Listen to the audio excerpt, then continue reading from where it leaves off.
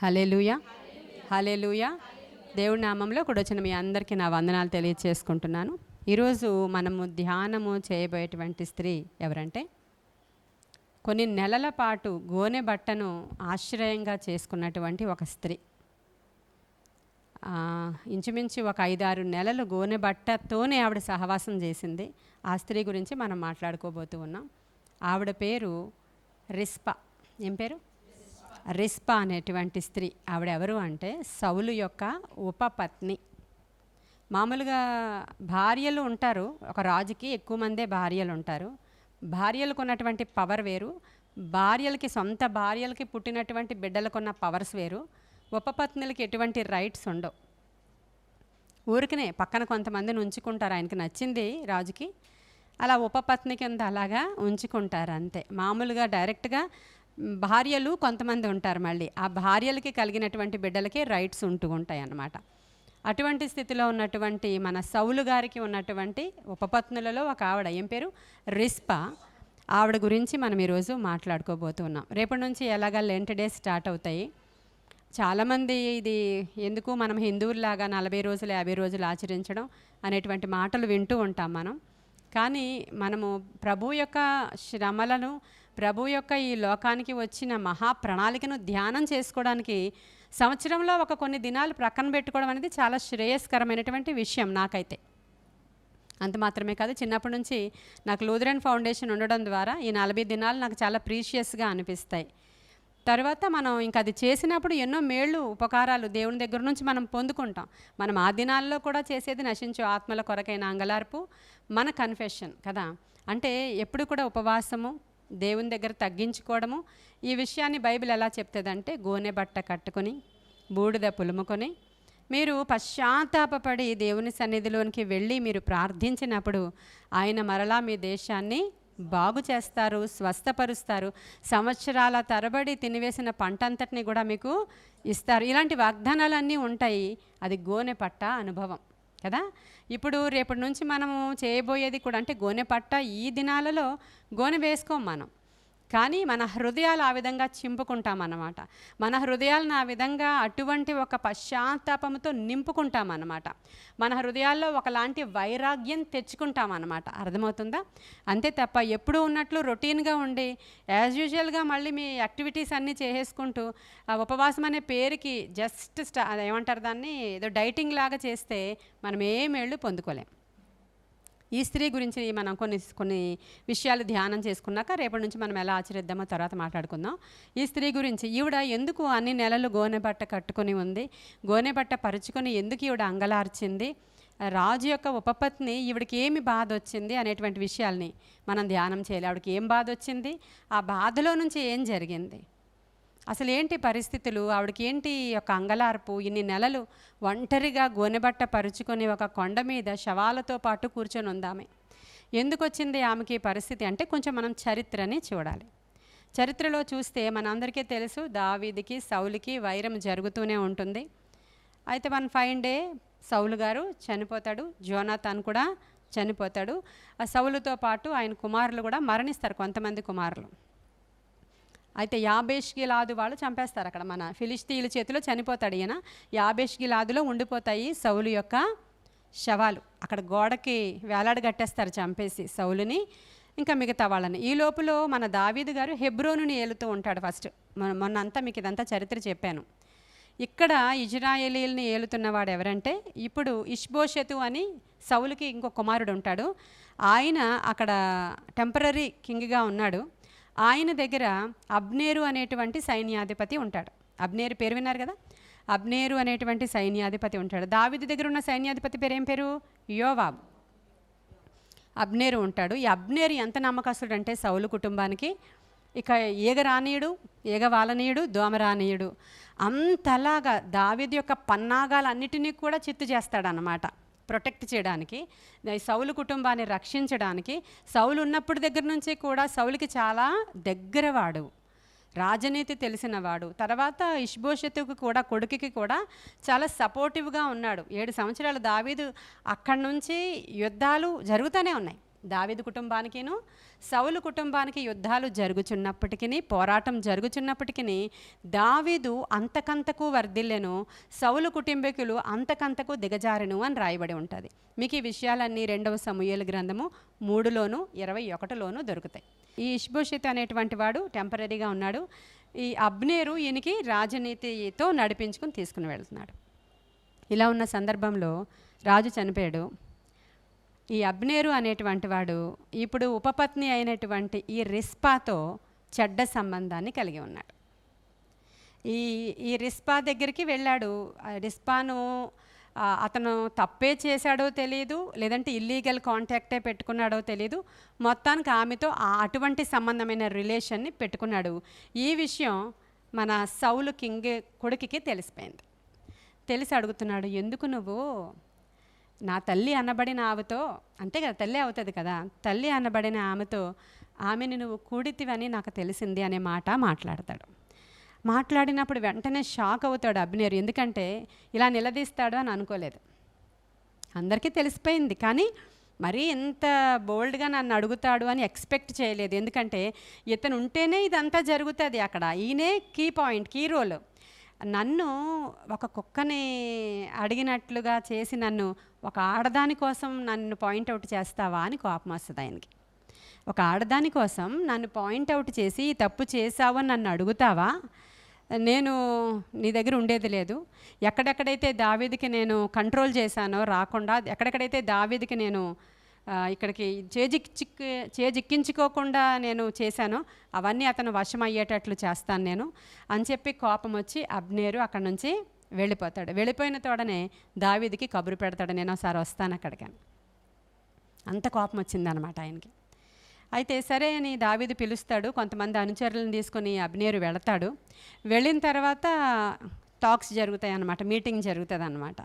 ఇప్పుడు మన మోదీ గారి దగ్గరికి జగన్ గారు వెళ్ళారు, ఏవో మాట్లాడారని మనం వింటున్నాం కదా ఎలక్షన్స్ ముందు. సేమ్ ఇలా అనమాట. ఇప్పుడు ఈయన వెళ్ళాడు, టాక్స్ జరుగుతూ ఉన్నాయి. టాక్స్ జరిగినప్పుడు ఏంటి కదా అంటే, నేను ఇజ్రాయేలీలలో అనేక మందిని నేను నీ తట్టు తిప్పేస్తాను. ఎందుకని నీ తట్టు తిప్పుతాను అంటున్నాడంటే, ఇజ్రాయేలీలలో హాఫ్ ఆఫ్ ద పీపుల్కి దావీదు వాళ్ళందరినీ ప్రాణానికి ఒడ్డి రక్షించడానికి ఫస్ట్ తెలిసినా, తరువాత ఈయన ఫిలిష్తీయుల దగ్గర ఉద్యోగం చేయడం, ఫిలిష్తీయులతో చేరడం, బెన్యామీనీలకి విరోధంగా సౌలుని చంపించడానికి ప్రయత్నాలు చేయడం వల్ల బెన్యామీనీలకి ఇష్టం లేదు, ఇజ్రాయేలీలకి ఇష్టం లేదు. ఫిలిష్తీయులతో చేరాడనే విషయంగా కొంత బ్యాచ్ దావీదుకు విరోధంగా ఉన్న మాట వాస్తవం అక్కడ. ఇప్పుడు వాళ్ళందరినీ కూడా నేను నీ తట్టు తిప్పితే, ఇప్పుడు 2 గోత్రాల వారికే అక్కడ రాజుగా ఉన్నాడు కదా మన దావీదు, హెబ్రోన్లో ఉన్నాడు. ఇక్కడ ఇజ్రాయేలీలో ఈయన ఇక్కడ వీళ్ళు ఏలుతున్నారు కదా. ఇప్పుడు వాళ్ళందరినీ నీ తట్టు నేను తిప్పేస్తాను, నీవు నాకు కొంచెం టైం ఇవ్వని అడగంగానే అప్పుడు అడుగుతున్నాడు దావీదు, మేకాలు ఎక్కడుంది అని. అప్పుడే స్టోరీ మనం మీకాల స్టోరీలో చూస్తాం మనం. నేను 100 ముందోళ్ళు తెచ్చి జయించినటువంటి నా మేకాలు ఎక్కడుంది అని అడిగాడు. అప్పుడు సో అండ్ సో ఫల్తీయేల్ దగ్గర ఉంది ఇలా ఇలా అంటే, అయితే సరే ముందు వాళ్ళ అన్నకు చెప్పు, ఇష్బోషెతుకు చెప్పు, నాకు మేకాలను అప్పగించమని ఫస్ట్, తర్వాత చూద్దాం మిగతా అన్నాడు. అప్పుడు జరిగిన సంఘటన అన్నమాట అది. అప్పుడు ఈయన వెళ్ళి వాళ్ళ బ్రదర్కి చెప్తే ఆ బ్రదర్ వెళ్ళి ఇష్బోషెతు వెళ్ళి తెప్పిస్తాడు. ఇదంతా కూడా మీకు ఎలా క్లియర్గా రాయబడి ఉంటుంది అక్కడ. ఫస్ట్ ఆవిడని తీసుకొని తెచ్చేశాడు. ఆ తర్వాత ఇప్పుడు ఇది జరుగుతూ ఉండగా ఇప్పుడు దావీదు గారి దగ్గర ఉన్నటువంటి సైన్యాధిపతి ఎవరు? యోవాబు కదా. ఈయన లేడు ఇదంతా జరుగుతున్నప్పుడు. అంటే నిరంతరం యుద్ధాలు జరుగుతూనే ఉంటాయి. రాజు నగరిలో సేఫ్గా ఉంటాడు, కానీ బందిపోటులను కొంతమందిని ఎదుర్కోవడానికి ఎక్కడెక్కడ అల్లర్లు ఉన్నాయో, ఎక్కడెక్కడ దోపు సొమ్ము ఉందో, ఎక్కడెక్కడ విరోధులు ఉన్నారో వాళ్ళ దగ్గర వీళ్ళు జయిస్తూనే ఉంటారు. సైన్యం ఒక ప్రక్క నుంచి పహారా యుద్ధం చేస్తూనే ఉంటుంది. అక్కడికి వెళ్ళాడు యోవాబు. అదంతా జయించుకుని దోపు సొమ్ము పట్టుకుని వచ్చేటప్పటికల్లా తెలిసిన విషయాలు ఏంటంటే, అబ్నేరుతో మంతనాలు అయిపోయినాయి, ఆల్రెడీ ఇంకా అన్నీ జరిగిపోతున్నాయి, మాట్లాడేసుకుని విందు కూడా చేసుకున్నారు. విందు ముగించుకుని వెళ్ళాడు అనగానే ఈయనకి చాలా కోపం వచ్చింది. ఏంటి, శత్రువుతో నువ్వు కలుస్తావా? నీకు ఎన్ని ఇబ్బందులు పెట్టాడో మర్చిపోయావా నువ్వు? మనం కుక్క తిరగడానికి కారణం అతనే కదా. ఎందుకంటే అతను ఈ ప్రతి పన్నాగాన్ని చిత్తు చేస్తూ ఉన్నాడు కదా. అతను అక్కడ నమ్మకస్తుడు. అటువంటి వాడితో నువ్వు మరలా కాంప్రమైజ్ అవ్వడానికి నువ్వు ఇష్టపడ్డావా అని చెప్పి ఈయనకి చాలా కోపం వచ్చింది. కోపం వచ్చి రాజుకి ఏం చెప్పకుండా రాజును ప్రక్క నుంచి ఆయనకి ఒక కబురు పెట్టాడు. పలానా చోటకి రమ్మని కబురు పెట్టాడు. అతను తెలియక ఈ ప్లాన్ అంతా అతను వచ్చేసాడు, అది వేరే స్టోరీ. ఈరోజు రిస్పా గురించి మాట్లాడుకోవాలి కాబట్టి పైన చెప్పుకొని వెళుతున్నాను నేను. సరే, అయితే ఇప్పుడు రమ్మని కబురు పెట్టాడు, ఆయన వచ్చాడు. దొంగ దెబ్బ తీసి వీళ్ళ తాలూకా వాళ్ళనే ఒకరిని చంపాడు ఆషాయేలు అనేటువంటి ఒక వ్యక్తిని చంపాడు అనేటువంటి ఒక నెపము మోపి బళ్ళెముతో పొడిచి చంపేస్తారు అబ్నేర్ని. ఈ విషయం దావీదు అస్సలు డైజెస్ట్ చేసుకోలేకపోతాడు అనమాట. ఎంత పని చేసావు నువ్వు, అసలు ఏంటి ఒక వ్యక్తిని చంపేయడం అంటే అంత మాటలా, అతని ఇంటి వారి రక్తాపరాధం నీ మీదకి వచ్చేస్తుంది, నాకు సంబంధం లేదు, దేవుడు నన్ను ఈ విషయంలో నిరపరాధిగా ఎంచాలి, నీ ఇంటి మీద అంటే నీ ఇంట్లో ఇంకా రకరకాల సమస్యలు వస్తాయని ఒక శాప వచనం రిలీజ్ చేసేస్తాడు. మీరు ఇంటికి వెళ్ళిన తర్వాత ఈ 2 చాప్టర్స్ చదువుకోండి, శాపవచనాలు రిలీజ్ చేస్తాడు ఆయన. రిలీజ్ చేసేసి ఇంక ఇప్పుడు ఏం చేయాలో ఆయనకు అర్థం కాని పరిస్థితుల్లో ఇంకా యెహోవా మీదకి అవన్నీ వెళ్ళిపోయినట్లే. మనం ఇంకేం చేయలేం, ఎందుకంటే యెహోవా నామం పేరట వీళ్ళొక మాట అన్నారంటే అవన్నీ రిలీజ్ అయిపోయిన తర్వాత కొన్ని రోజులకి దేశంలో చాలా భయంకరమైన కరువు వచ్చింది. కరువు వచ్చినప్పుడు 3 సంవత్సరాల నుంచి అది తగ్గట్లేదు, రీజన్ లేదు. దేవుడి దగ్గర అంతా కన్ఫెస్ చేసుకున్నాడు, ఎందుకు వచ్చింది కరువు మాట్లాడుకుంటూ అడుగుతూ దేవుని దగ్గరికి వెళ్ళి కనిపెట్టేటువంటి ప్రార్థన చేశాడు. ఎందుకు కనిపెట్టే ప్రార్థన చేసినప్పుడు ప్రభువు అన్నారు, నీ గురించి కాదులే, సౌలు టైంలో ఒక తప్పు చేశాడు, ఒక నిబంధన మీరాడు సౌలు, దానివల్ల ఆ రాజు యొక్క ప్రజల మీదకి ఈ కరువును నేను రప్పించాను అని చెప్పినప్పుడు రెమెడీ ఏంటి అని అడుగుతున్నాడు ఆయన. అడిగినప్పుడు ఇదిగో ఏ ప్రజలకైతే అతను అన్యాయం చేశాడో ఆ ప్రజల దగ్గర కాంప్రమైజ్ అవ్వడమే అని ప్రభు చెప్పారు. చెప్పినప్పుడు ఇప్పుడు ఏం జరిగిందంట అంటే, మీరు మళ్ళీ చరిత్ర ఇంకా వెనక్కి వెళ్ళాలి. అక్కడ ఏం జరిగిందంటే, ఇజ్రాయేలీలు ప్రయాణమై వెళ్ళిపోతూ ఉంటే యెహోషువ దగ్గరికి గిబియోనీయులు అని కొంతమంది ఎండిపోయిన రొట్టెలు, మాసిపోయిన బట్టలు వేసుకుని కొంతమంది వచ్చి, మేము మీ కొరకే వెతుకుతున్నాం, మీతో సావాసం చేస్తాం, మేము మీ వారమే అని అబద్ధం చెప్పి వీళ్ళతో జాయిన్ అయిపోతారు. యాక్చువల్లీ అబద్ధం చెప్పారు వాళ్ళు గిబియోనీయులు. అయితే యెహోవా నామం పేరట నిబంధన చేసేసుకుంటారు వాళ్ళతో ఇజ్రాయేలీలు. నిబంధన చేసుకున్న తర్వాత తెలుస్తుంది వీళ్ళ ప్రజలు కాదని.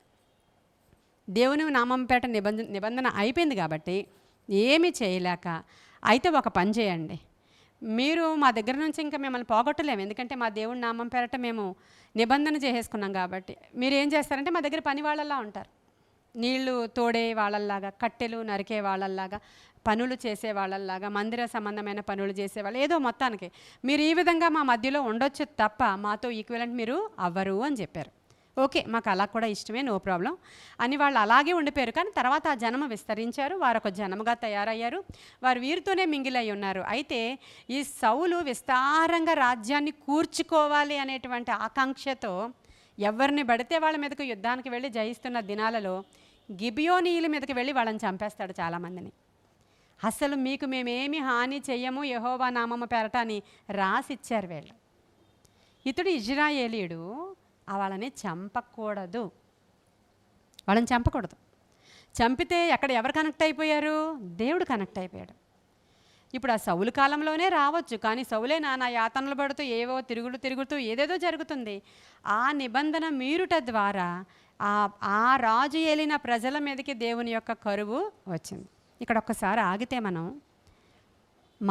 గృహాలలో ఏదైనా సమస్య వస్తే, ఒక కరువు వస్తే, ఒక ఇబ్బంది వస్తే, ఒక రోగం వస్తే, మన బిడ్డల మీద వ్యసనం అనేటువంటి దురాత్మ ఎలుబడి చేస్తూ మనల్ని ఇంకా ఈడ్చుకొని పోతూ ఉంటే, లేదంటే ఆర్థిక ఇబ్బందులు పెడుతూ ఉంటే, ఎందుకు వచ్చాయి అని కూర్చొని మనం ఏం చేయాలా, దావీదులాగా ప్రార్థన, ఆలోచన కాదు, దేవుని దగ్గరికి వెళ్ళి దీనికి కారణం కొంచెం చెప్తావా నాయనా అని నీవు ఉపవసించి దావీదులాగా మాట్లాడితే, ఇక్కడది కాదు ఈ సమస్య, ఎక్కడదో. అవునా కదా, దావీదు వచ్చి 7 సంవత్సరాలు అయిపోతుంది, సౌలు చనిపోయి, అంతేనా మరి?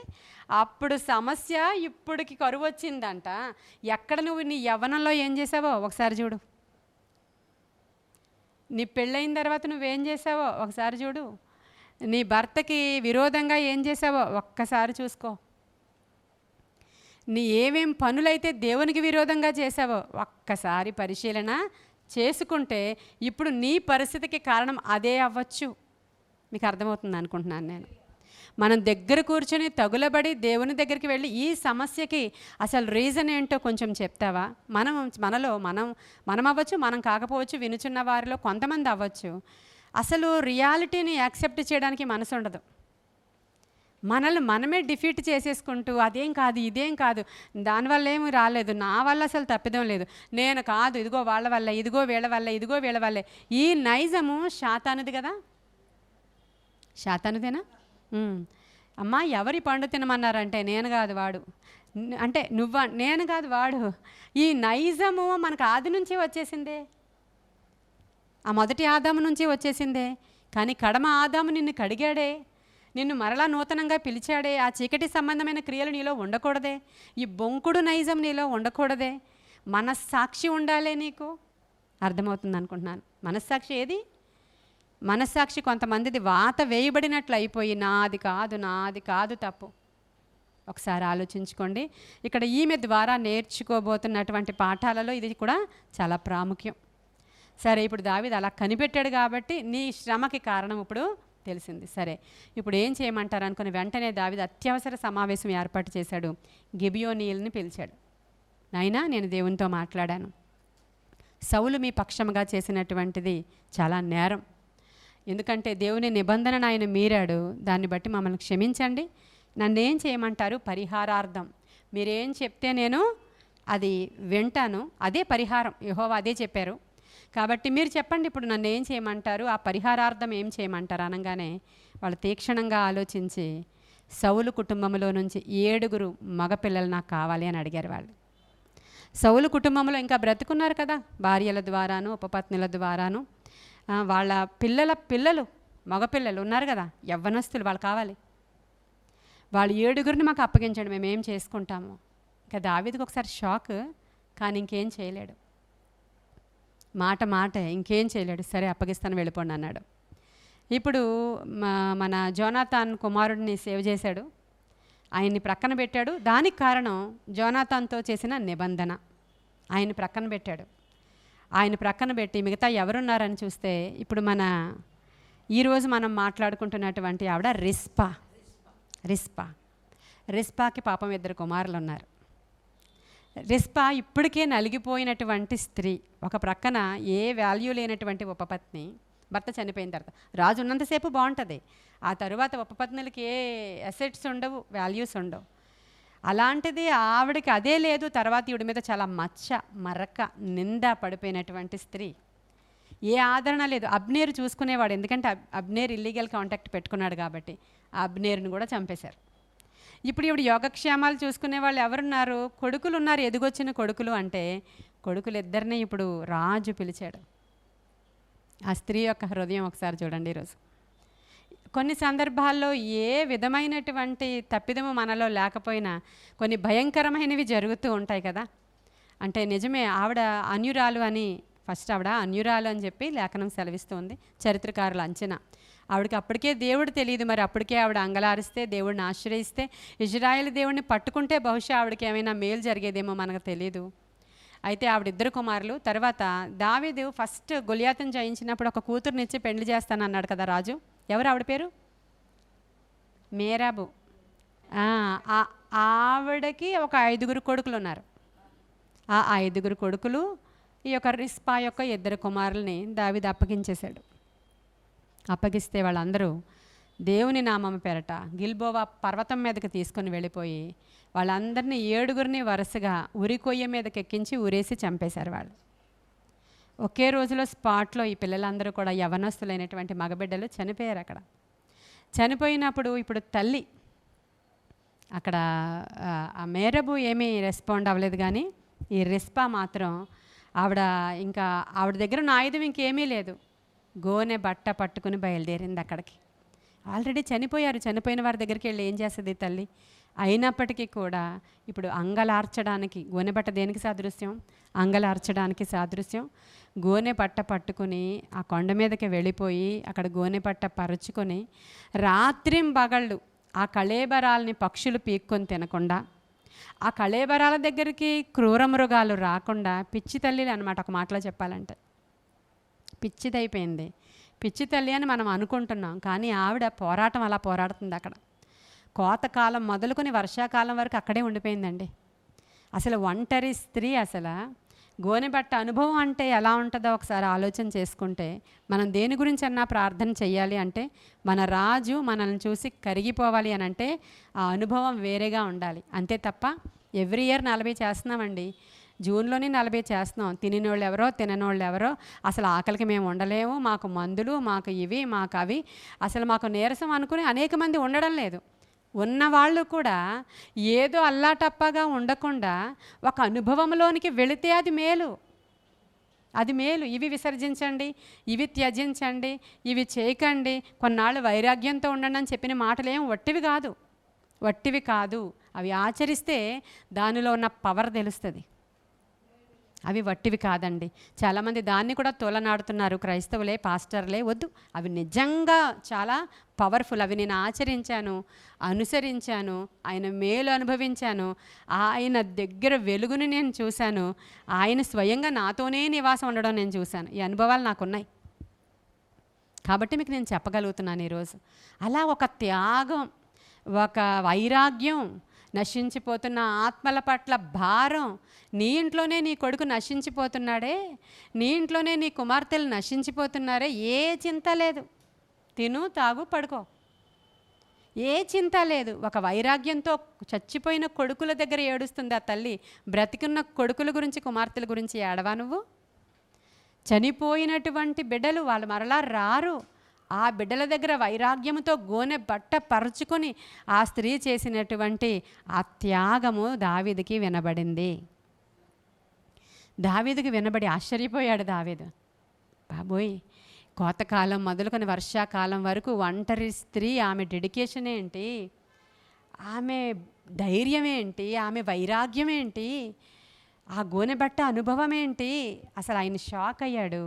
ఇమీడియట్గా ఆయన చేసినటువంటి కార్యం ఏంటంటే, రాజ కుటుంబానికి చెందినటువంటి రాజ బిడ్డలు మర్యాదగా సమాధి చేయబడాలి తప్ప ఆకాశ పక్షులకు ఆహారం అవ్వకూడదు. అది నీతి. ఆమెకు తెలిసింది నాకు తెలియలేదే. చూడండి, రాజు రెక్టిఫై చేసుకుంటున్నాడు. ఆమెకు తెలిసింది నాకు తెలియలేదే. అవును, సౌలు యొక్క ఎముకలు ఎక్కడున్నాయి? యాబోష్కి లాది వాళ్ళ దగ్గర ఉన్నాయి. వెంటనే తెప్పించండి. వెంటనే సౌలు ఎముకలు, సౌలు కొడుకుల ఎముకలు అవన్నీ కూడా తెప్పించండి. వెంటనే అక్కడికి వెళ్ళారు, ఆ ఎముకలను కలెక్ట్ చేశారు. ఇప్పుడు ఈ రాజపుత్రుల యొక్క ఎముకలు కలెక్ట్ చేయండి. ఏమున్నాయి ఇక్కడ? స్కెల్టన్స్ ఉన్నాయి. ఇప్పుడు అవన్నీ కూడా తెప్పించండి. ఆ ఎముకలన్నీ కూడా తెప్పించారు. మర్యాదగా రాజ మర్యాదల చెప్పున సమాధి కార్యక్రమాలు చేయండి. సౌలు తండ్రి సమాధి ఎక్కడుందో ఆ తండ్రి దగ్గర తీసుకెళ్ళి ఆ ఎముకలను పాతిపెట్టండి, మర్యాదగా చెయ్యండి అని ఎప్పుడైతే దావీదు ఈ నిర్ణయాలు తీసుకున్నాడో వెంటనే ఆ దేశమును ఆ కరువు విడిచి పోయెను. హల్లెలూయా. ఇప్పుడు ఈ స్త్రీ దేనికి కారణమైందో చెప్పండి. ఒక దేశం నుంచి కరువు పోవడానికి కారణమైంది. ఒక సమాధానార్థ బలి అర్పించడానికి తన పిల్లలు కారణమయ్యారు. అంతే కదా, బలి పశువులు అయ్యారు కదా పిల్లలు. ఆ బలియాగం జరగకపోతే ఇక్కడ ప్రక్షాళన లేదు కదా. తన బిడ్డలు అలా ఉపయోగపడ్డారు. ఆవిడ త్యాగం. ఈరోజు మనము ఆలోచన చేస్తే ఈ గోనెబట్ట అనే అంశము కూడా నేను మీతో చెప్పడానికి నాకు ఈ రిస్పా ఉపయోగపడ్డారు అని నేను అనుకుంటున్నాను. తర్వాత ఆవిడ అయ్యారో మరి దావీదు మరి ఏమన్నా ఆవిడ కేర్ తీసుకున్నారో, లేకపోతే ఆవిడ ఎన్ని రోజులు బ్రతికారో ఏమీ మనకేం కూడా తెలియదు. మనకు తెలియదు ఆవిడ ఏం తిన్నదో, ఒక పూట ఎవరేమి తీసుకొచ్చారో, ఎలా బ్రతికిందో కూడా తెలియదు ఎవరికి కూడా. ఈ అంశాలన్నీ కూడా మనం ఆలోచన చేసినప్పుడు మనము మన యొక్క ఉపవాస దినాలు ఎవరికైనా ఉపయోగకరంగా ఉన్నాయా ఆలోచించుకోండి. ఈరోజు నీవు ఉపవాసం చేసావు, నువ్వు గోనెబట్ట కట్టుకున్నావు, నువ్వు ఒక డెడికేషన్ చేసుకున్నావు. ఎన్నో 40, ఎన్నో 30, ఎన్నో 20, ఎన్నో 10, ఎన్నో 7 ఏమో మీరు ఏమైనా చేశారో చేయలేదో. కొంచెం చేయకపోతే ప్రేరేపించబడండి. యూట్యూబ్లో వినుతున్న వాళ్ళు కూడా చేయకపోతే ప్రేరేపించబడండి. ఎప్పుడైనా మీకు శ్రమ కలిగితే మీరు గోనెబట్ట కట్టుకొని ఉపవాసం ఉండి మిమ్మల్ని మీరు ఈ గోనెబట్ట అనుభవం ఏంటంటే మనల్ని మనము తగ్గించుకోవడం. మా చిన్నప్పుడు మా లూథరన్ చర్చిలో అంటే ఇవన్నీ చెయ్యండి అని నేను చెప్పట్లేదు, మాకు జరిగింది మీకు నేను చెప్తున్నాను. చాలామందికి ఈ అనుభవం ఉంటుంది. ఆ 40 రోజులు మేము కొత్త డ్రెస్సులు ఏమీ వేసుకోకూడదు అన్నమాట. అది నా జీవితంలో అతిపెద్ద కష్టతరమైనటువంటి విషయం చిన్నప్పుడు. అసలు ఇంకా 40 రోజులు ఎంత కష్టం అంటే నాకు. మరి ఇంకొకటి, పువ్వులు కూడా పెట్టుకోకూడదు. ఇవి చిన్నప్పుడు నేను చేసినవి. ఇవి మూఢాచారాలని ఎవరు మరలా కామెంట్స్ చేయకండి. చిన్నప్పుడు మా ఊరిలో, మా లూథరన్ చర్చిలో మా సేవకులు మాకు ఏది బోధించారో మేము అదే చేసాం. అవేమి చేయడం ద్వారా మేము చెడిపోలేదు, కానీ బాగుపడ్డాం. అవి చేయడం ద్వారా ఇంకా ఆశీర్వదింపబడ్డాం మేము, కొన్ని త్యాగాలు చేయడం ద్వారా. ఇంకా ముందుకు పోతే ఎన్వి తినరు. అదేం మా ఇంట్లో రిస్ట్రిక్షన్, ఎన్వి లేదు, కానీ ఈ పువ్వులు బట్టలు ఇది చిన్నతనమే, చిన్నపిల్లలవి, కానీ అది చాలా పెద్ద కష్టంగా ఉండేదన్నమాట. ఇవన్నీ అంటే ఒక త్యాగం చేయడం, నేర్పించడం అనేది కూడా దాంట్లో మనకు అర్థం అవ్వాలి ఈరోజు. అంటే అవి పెట్టేసుకుని మిగతాది మన హృదయంలో ఏ పశ్చాత్తాపము లేకపోతే అవ్వదు. మంచిగా తినేసి, మంచిగా తిరిగేసి, మంచిగా ఆడుకొని, మంచిగా పిక్నిక్స్కి వెళ్ళిపోయి, ఎక్స్కర్షన్స్కి వెళ్ళిపోయి అన్నీ చేసేసుకుని మళ్ళీ వచ్చి ఉపవాసం పాస్టమ్ గారు రమ్మన్నారు కాబట్టి ఈ టైం అనేది కాదు. కానీ మనం ఇలా మన దేశ క్షేమం కోసం మనల్ని ఎవరైనా జ్ఞాపకం చేసుకుంటారా లేదా? చూడండి, ఈరోజు ఆవిడని ఎందుకు మనం జ్ఞాపకం చేసుకుంటున్నాం? దేశాన్ని కాపాడిందండి ఆవిడ. దేశమే ఒక్కసారి ఇలా తిరిగి ఆవిడ త్యాగాన్ని చూసింది. అక్కడ ఉత్తమ తల్లి అవార్డు ఇవ్వచ్చు. మదర్స్ డే రోజుని కూడా ఈమె మెసేజ్ చెప్పుకోవచ్చు కదా, ఎంత గొప్ప తల్లి కదా. అదే సేమ్ టైం ఇంకొక తల్లికి కూడా 5 కొడుకులు అక్కడ బలి అయ్యారు, కానీ వాళ్ళకి ఏమీ లేదు, అంగలార్చి ఊరుకున్నారు. ఈ తల్లి త్యాగం ఏంటో ఈ తల్లి జ్ఞాపకం చేసింది. దావీదుకి రాజుగారి ఎముకలు, ఆ ఎముకలను తీసుకొచ్చి బరియలు చేశాకే ఈ యొక్క చూడండి ఒకసారి. ఇప్పుడు మనం చూద్దాం. ఇప్పటివరకు వాక్యం నేను చూపించలేదు కదా మీకు, కొన్ని వాక్యాలు చూపిస్తాను, దయచేసి చూడండి మీరు. 21వ అధ్యాయము 2వ సమూయేలు గ్రంథము 21వ అధ్యాయము. ఎవరెవరిని ఇక్కడ దావీదుకు అప్పగించారో 21వ అధ్యాయం స్టార్టింగ్ వచ్చిన ఒకటి చదువుతున్నాను చూడండి. దావీదు కాలమున 3 సంవత్సరములు విడవకుండా కరువు కలుగగా దావీదు యెహోవాతో మనవి చేశాను. అందుకు యెహోవా ఈలాగున సెలవిచ్చెను, సౌలు గిబియోనీయులను హతము చేశాను గనుక అతనిని బట్టియు నరహంతకులగు అతని ఇంటివారిని బట్టియు శిక్షగా ఈ కరువు. ఇప్పుడు మీకు అర్థమైంది కదా ఎందుకు కరువు వచ్చిందో చెప్పాను నేను. రెమెడీ 8వ వచనం చూడండి. ఇక్కడ 8వ వచనం. అయ్యా కుమార్తె యగు రిస్పా సౌలునకు కనిన 2 కుమారులకు అర్మోనీని మెఫీ బోషెతు. ఈ మెఫీ బోషెతు యోనాతాను కొడుకు కాదు. 2 పేర్లు ఉంటాయి కదా మన ఇంట్లోనే, ఏవేవో ఇద్దరికి ఒకలాంటి పేర్లే ఉంటాయి కదా, బుజ్జి చిన్ని, ఇలా వాళ్ళు పెద్ద బుజ్జి చిన్న బుజ్జి అంటారు. ఈ టైప్లో ఈయన ఆ పేరు. ఓకే. తర్వాత సౌలు కుమార్తెయగు మేరాబు సౌలు కుమార్తెగు మేరాబు మెహలతీయుడగు బర్జిలయి కుమారుడైన అద్రియేలునకు కనిన 5 కుమారులను పట్టుకొని గిబియోనీయులకు అప్పగించెను. ఇప్పుడు ఎవరెవరిని అప్పగించారో చదివాను కదా. ఈ రిస్పా కుమారులు, ఈవిడ కుమారులు. ఆ తర్వాత వచ్చేయండి మరలా. తర్వాత 12వ వచనం చదువుతున్నాను. కాబట్టి దావీదు పోయి సౌలు ఎముకలను అతని కుమారుడైన యోనాతాను ఎముకలను యాబేష్గిలాదు వారి యొద్ద నుండి తెప్పించిన. అవే పేర్లు ఉన్నాయా? నేను చెప్పిన పేర్లే ఉన్నాయా? ఇక్కడ ఈవిడ గోనె బట్ట గురించి కూడా ఒకసారి చదువుదాం. 10వ వచనం చూడండి. 9 నుంచి చదువుతాను. ఈ 7 తీసుకుని పోయి కొండ మీద యెహోవా సన్నిధిని ఉరి తీసిరి. ఆ 7 ఏకరీతినే చంపబడిరి. కోతకాలమున యవల కోత ఆరంభమందు వారు మరణమైరి. అయ్యా కుమార్తెకు రిస్పా గోనె పట్ట తీసుకొని, ఇక్కడ మరి అండర్లైన్ చేసుకోవాలి, ఈరోజు మన ధ్యానాంశం అదే. అయ్యా కుమార్తెకు రిస్పా గోనె పట్ట తీసుకొని కొండపైన పరుచుకొని కోత కాలారంభము మొదలుకొని ఆకాశము నుండి వర్షము ఆ కళేబరముల మీద కురియు వరకు అచ్చటనేయుండి పగలు ఆకాశ పక్షులు వాటి మీద వ్రాలకుండను రాత్రి అడవి మృగములు దగ్గరకు రాకుండాను వాటిని కాచుచుండగా అయ్యా కుమార్తెయగు రిస్పా అను సౌలు ఉపపత్ని చేసినది దావీదునకు వినబడెను. ఉందా నేను చెప్పిందంతా ఇక్కడ? కాబట్టి దావీదు పోయి సౌలు ఎముకలను అతని కుమారుడైన యోనాతాను ఎముకలను యాబేష్గిలాదు వారి వద్ద నుండి తెప్పించెను.